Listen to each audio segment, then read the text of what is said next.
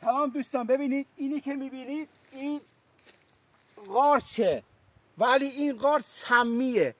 وقتی که اومدید جنگل دیدید تو جنگل از این قارچ ها هستش، اینو در نیارید نخورید. نگاه کنید این سمیه، اینو حتی گرازا نمیخورن، حتی حیوانات وحشی هم اینو نمیخورن. یه دونه از این در اومده، اینن مثل این کوچیک بوده رشد کرده و بزرگ شده. ببینید این سمیه. وقتی که طبیعت اومدید ببینید این سمیه، این به در نخوره، این قابل خوردن نیست. نگاه کنید این قابل خوردن نیست. گول این ظاهرش رو نخورید. ممکنه یه دونه از این قارچ یا یه دونه از این قارچ، نگاه کنید این ممکنه 5 نفر 6 نفر آدم رو بکشه.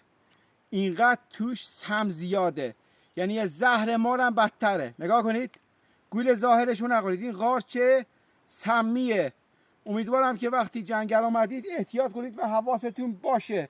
قارچ خیلی کوچیک میشه، خیلی کوچیک، حتی از این هم کوچیکتر میشه. خلاصه حواستون رو جمع کنید که جنگل آمدید. سپاسگزارم از شما.